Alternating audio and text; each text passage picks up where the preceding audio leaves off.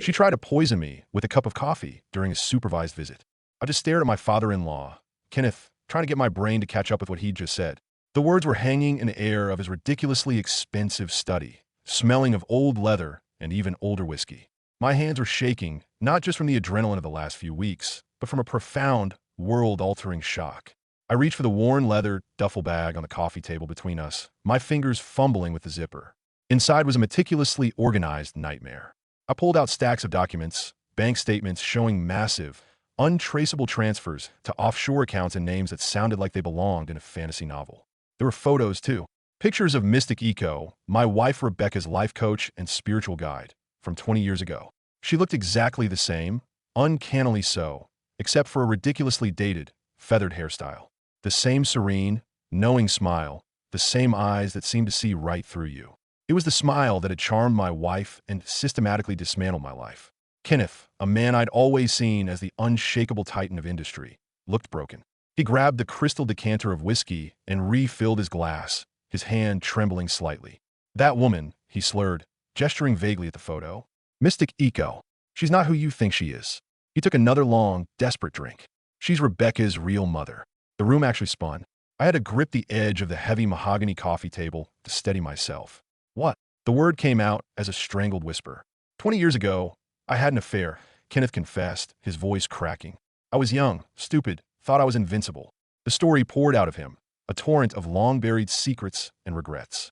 She called herself Crystal Harmony back then. Same scam, different name. She got pregnant, and she threatened to expose everything unless I paid up. And I did. I set her up with a new identity, monthly payments, the works. I gave her everything she wanted to just go away. I reached for the whiskey bottle myself, not even bothering with a glass. The burn in my throat was a welcome distraction. And Rebecca? I asked, the name feeling foreign in my mouth. I convinced my wife, her mother, to raise her as our own. I told her the baby was from a distant cousin who had died in childbirth. A tragic story. She never questioned it. She had a heart of gold. Kenneth's broad shoulders sagged under the weight of his own history. But that witch, she's been bleeding me dry ever since. Every single time I tried to cut her off, every time I thought about coming clean, she'd threatened to tell Rebecca the truth. To tell my real wife the truth. It would have destroyed them both. He was trapped, and he had been for 2 decades. Just as the silence in the room became unbearable, the front door burst open, and my mother rushed in. She's a force of nature, my mom. A retired corporate investigator who never really retired. She just redirected her formidable skills toward family matters. Her face was flushed with a mixture of excitement and fury. I got it. I got everything, she announced, waving a small, high-tech recording device like a trophy. That Eko woman has been running this con for decades. My friend Margaret, remember her? From a club? Her marriage fell apart 30 years ago because of the same woman. Kenneth's face, already pale, went completely ashen. Margaret Thompson? You know her? My mother's eyes narrowed, her investigator instincts kicking in. She was a business associate of mine, back in the day. What? Kenneth shifted uncomfortably in his leather armchair. Her husband, he accused her of cheating after seeing some psychic. He lost everything in the divorce. My mother slammed a thick manila folder onto the table, scattering Kenneth's carefully arranged papers. I've been tracking this woman for weeks, she said, her voice sharp and precise. Different names, same pattern. Crystal Harmony, Mystic Moonbeam, Spiritual Sage Sandra. She targets wealthy families, finds the weak spots, a struggling marriage, an insecure spouse, and she plants seeds of doubt. Then, when the chaos is at its peak, she moves in for the kill. I flipped through the papers. It was all there. A gallery of aliases, each with a trail of destroyed families and drained bank accounts in her wake. But it was always the same face, the same serene smile, the same predatory eyes. We need to stop her, I said, the whiskey giving me a surge of righteous anger.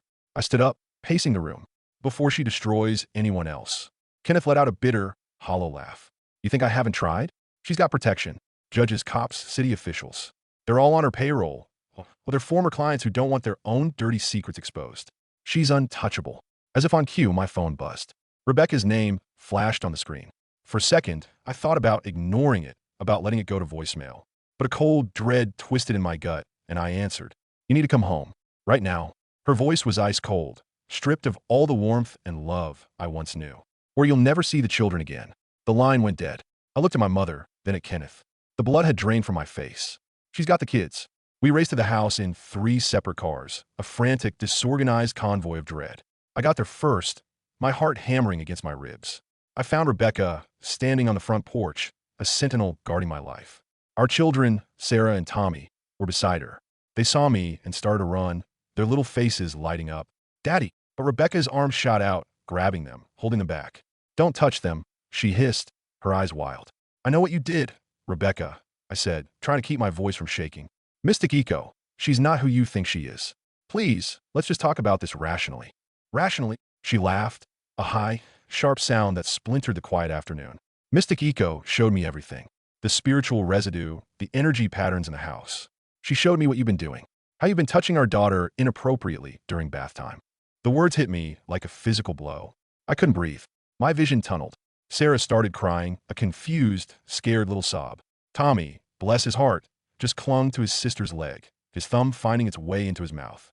That's insane, Rebecca, I managed to say, my voice a strained rasp. You know, I would never. Her smile was triumphant, chilling. The authorities are already on their way. Mystic Eko filed the report herself. She saw it all in her visions.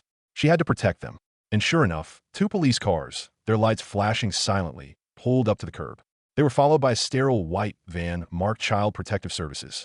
A woman in a severe gray suit stepped out, a clipboard clutched in her hand like a weapon. Mr. Johnson? I'm Sandra Williams from CPS. We've received a very serious allegation. I'm going to need you to step away from the children. This is ridiculous, my mother said, arriving just in time to witness the nightmare unfolding. My son would never, ever harm those babies. The CPS worker's expression didn't even flicker. Ma'am, I need you to step back. We have procedures to follow. Just then, Kenneth's Mercedes screeched to a halt behind the police cars. He jumped out, his phone already pressed to his ear, his voice booming with the authority he was used to wielding. Williams, isn't it? Sandra Williams? You play golf with my partner, Richard Steinberg. The CPS worker's professional demeanor shifted, just slightly. A flicker of recognition, or perhaps fear. Mr. Hamilton, I didn't realize you were involved. These are my grandchildren, Kenneth said smoothly, stepping between me and the officer. I'm sure we can handle this discreetly, find a solution that's in everyone's best interest. But it was too late. The machine was already in motion. I watched in abject horror as they loaded Sarah and Tommy into the van. My daughter, my little girl, pressed her small hand against the tinted window, her face a mess of tears and confusion. Tommy had gone completely silent, his eyes wide and vacant, his thumb still jammed in his mouth. Daddy will fix this, I called out, my voice breaking. I promise I'll fix this. Rebecca's cold, triumphant laughter followed me as I was escorted to a police car. Not under arrest, they assured me, but needed for questioning. The interrogation lasted for what felt like an eternity. Hours of circling questions, of veiled accusations. They had no evidence, of course. Nothing but Mystic Eko's psychic impressions and Rebecca's coached, tearful performance. But in this new world, that was enough. It was enough to keep my children locked away in a stranger's house, in a labyrinth of the foster care system, while they investigated. My mother, true to form, worked tirelessly over the next few days. She called in every favor she was owed, reached out to every contact in her extensive network. She was a whirlwind of controlled fury, a mother bear protecting her cub. Meanwhile, I was served with a restraining order. No contact with my own children. No visits, no phone calls, nothing. I was a ghost in their lives, erased by a lie. There's something else, my mother said on the 4th day. We were in her kitchen, the only place that felt remotely safe. She looked exhausted, dark circles under her eyes, but her jaw was set with a familiar, steely determination. Those supplements Rebecca's been taking. The ones from Eko. I had a friend at a private lab analyze them. They're not vitamins. She handed me a lab report filled with chemical names and technical terms that meant nothing to me. My mother translated. They're hallucinogens, a sophisticated cocktail designed to induce paranoia and make someone highly suggestible. My blood ran cold. She's been drugging your wife for months, poisoning her mind against you. We have to tell the police, I said, grabbing the report. This is proof. With what proof? My mother countered, her voice laced with frustration. The supplements are already gone. Rebecca probably threw them out the second CPS got involved. It's our word against a so-called spiritual healer. Her jaw tightened, but I have a plan. The next morning, Kenneth called. His voice was strained, heavy with a new kind of despair. Rebecca is losing it, he said. She's at my house. She keeps asking for more of those supplements, but Eko won't return her calls.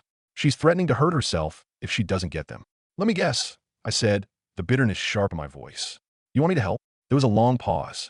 I want my daughter back, Kenneth said, his voice barely a whisper. The real Rebecca, not this monster Eko created. My mother had been a volunteer at the local psychiatric hospital for years, a fact that had always seemed like a quaint hobby until now. When Kenneth, using his considerable influence, had Rebecca committed for her own safety, my mother was already there, a friendly, familiar face among the staff, ready with her phone's recording app. I waited outside, pacing the sterile parking lot for what felt like days. Hours passed. Finally, she emerged, a grim look of triumph on her face. She admitted everything, she said, playing the recording as we got in her car. Rebecca's voice was slurred from the sedatives they'd given her, but the words were clear enough. It was all lies. Eko said, if I accused him, I'd get everything. The house, the kids, all the money. She said judges always believe mothers, but our victory was short-lived. The next day, I got a call from the supervised visitation center. Rebecca wanted to meet. To apologize, she said. To try and make things right. I should have known better. The meeting room was small and suffocating, with cameras in every corner watching our every move. Rebecca looked awful. Her usually perfectly styled hair hung limp and greasy around her face. Her designer clothes had been replaced with drab hospital scrubs. She pushed a styrofoam cup of coffee across the table toward me. Peace offering, she said, her voice flat. I know you like it black. Something in her eyes, a flicker of something too eager, too intense, made me hesitate. The way she watched me, the way she glanced at the coffee again, it was all wrong. I knew. Actually, I've been cutting back on caffeine, I said, forcing a casual smile. But you look like you could use it. Her face fell. No, I made it specially for you. Please. I picked up the cup, pretending to consider it. Then in one smooth, practiced motion, I switched it with her cup while pointing at the camera in the corner. Is that thing on? I can never tell. It was a stupid, obvious distraction, but it worked. She instinctively grabbed what she thought was my cup and took a large gulp before she realized what had happened. Her eyes went wide with panic. What did you do? She gasped, her hand flying to her throat. Nothing, I said, my heart pounding. You made the coffee, remember? Within minutes, she was on the floor convulsing. The guards rushed in, shouting for paramedics. I just sat there, shaking, as they wheeled her out on a gurney. The hospital found enough sedatives in her system to knock out a horse. Combined with whatever she'd put in my coffee, she'd nearly killed herself. That's when everything started to unravel for them. Brett, Rebecca's affair partner, the man she was having raw, intimate exchanges with, panicked when he heard about her hospitalization. He showed up at my apartment, wild-eyed and desperate. You have to drop everything, he said, his voice a panicked hiss. Call off your mother. Stop the investigation, or I'll release the videos. What videos? I asked, my stomach twisting. He pulled out his phone, showing me a screen of thumbnail images that I never wanted to see. Rebecca was very enthusiastic during our spiritual healing sessions. I'm sure the court would love to see what kind of mother she really is. Just then, my mother appeared in the doorway of my bedroom, where she'd been hiding and recording everything. Brett, isn't it? She said, her voice dripping with ice. You look just like your mother. He froze, his face a mask of confusion. What? Mystic Eko, my mother clarified, a cold smile playing on her lips. Same eyes, same chin, though you've had some work done on the nose. How long have you two been running this little mother-son scam? 20 years? 30? Brett lunged for her phone, but I was ready for him. I caught his arm, and we struggled for a moment before he broke free and bolted out the door. My mother already had her phone to her ear, her finger on the speed dial for her police contacts. He's heading for the elementary school, she said calmly into the phone. Black Honda, license plate. I didn't hear the rest. I was already in my car, tearing through the streets, a singular, terrifying thought in my head. My children. I found my mother's car already there, parked sideways across the school's entrance. She was standing with the principal, two formidable women forming a human barrier. Brett's Honda screeched around the corner just as police sirens started wailing in the distance. He saw the blockade and tried to reverse, but a line of parents in their SUVs, alerted by a school-wide text, had boxed him in. He abandoned the car and ran, but he didn't get far. A flying tackle from the school's burly security guard sent him sprawling onto the asphalt. They found a stash of illegal substances in his car, along with Rebecca's jewelry and detailed, handwritten plans for taking the children across state lines. It was everything we needed to prove conspiracy. But Mystic Eko was still out there. And Kenneth, it turned out, had made a crucial, final mistake. My mother discovered it first. She'd been feeding him false information about the upcoming custody hearing, testing a dark suspicion she had. When he failed to show up to court to testify on my behalf, the judge issued a bench warrant for his arrest. He's been playing both sides, my mother explained, her face grim. Funding Rebecca's legal case while pretending to help you. He wanted to control the outcome, no matter who won. Rebecca found out during a supervised phone call from the hospital. The sound of her breakdown, a raw, animalistic scream of betrayal, echoed through the facility's quiet halls. Her father, her protector, her entire financial world had abandoned her. That night, High on whatever cocktail of drugs the hospital staff had missed, she went live on 3 social media platforms simultaneously. The whole ugly truth came pouring out. Her affair with Brett, the false accusations against me, Eko's real identity as her biological mother, the drugging, the decades-long extortion of her father, the entire conspiracy. My name is Rebecca Hamilton, and I'm a fraud, she slurred into the camera. I tried to destroy my husband because a psychic told me to. She's my real mom, and we've been conning my dad for years. The video went viral within hours. Mystic Eko, or Crystal Harmony, or whatever her name was, tried to flee town. At the same time, Kenneth was racing to the airport, trying to catch a private flight to one of his offshore havens. They collided, literally, in the parking lot of the country club. Her Lexus T-boned his Mercedes right at the grand entrance. Both of them survived, unfortunately for them. The police found them standing amidst the wreckage, bleeding from various cuts, screaming at each other over whose fault the accident was. Kenneth's expensive briefcase had spilled open, revealing stacks of cash and a collection of fake passports. Eko's trunk, popped open on impact, contained enough illegal supplements to supply a small pharmacy. The arrests made the national news. Tax evasion and flight to avoid prosecution for Kenneth. Substance distribution, fraud, and a litany of other charges for Eko. Brett was already in custody for attempted kidnapping. The CPS investigator, Sandra Williams, the woman who had taken my children, came to see me personally. His own daughter, it turned out, had just come forward with allegations against Kenneth from her time in the country club's summer tennis program. He looked like a broken man. "I'm sorry," he said, his voice barely audible. "I let my friendship with him cloud my judgment. Your children, they've been asking for you every day." Sarah and Tommy ran into my arms the moment I walked into the foster facility. They were thinner, their eyes filled with a fear no child should ever know, but they were whole. Sarah whispered in my ear, her little voice trembling, "Mommy made me practice saying bad things about you." But I told the truth lady that it was all pretend. The custody hearing was swift. The judge reviewed the mountain of evidence. The recordings, the police reports, Rebecca's viral confession, shaking her head in disgust. Rebecca, out on bail and finally, truly sober, sat silently as her entire world crumbled around her. I was granted full, sole custody. She was granted supervised visits, but only after completing a real, long-term rehabilitation program. The country club community, the same people who had whispered about me and shunned me, surprised me. They organized a fund for the children's therapy. Margaret Thompson, my mother's old friend and one of Eko's first victims, contributed the most. "I know what it's like," she told me, her eyes filled with a sad, knowing empathy, "to have your life destroyed by that woman. At least your children get their father back." My mother moved into the guest room the next week, turning it into a command central for the meticulous, loving process of raising 2 traumatized children. We established schedules. We went to therapy appointments. We slowly, painfully rebuilt a sense of normalcy. Rebecca writes sometimes. Real letters, handwritten on lined paper. She's genuinely remorseful now. The poison finally out of her system. She remembers the past year in fractured, nightmarish pieces. But she also remembers choosing to take that first supplement, choosing to believe the lies, choosing to help destroy our family for the promise of money and attention. Kenneth is serving his time in a minimum security facility, no doubt planning his glorious comeback. Eko got 10 years in a federal prison. Brett turned state's evidence and got 5. The country club has new management and now runs the strictest background checks in the state. And sitting here now, in the quiet of our rebuilt life, watching my mother teach Sarah how to bake cookies while Tommy build a magnificent tower of blocks on the living room floor, I realize we won.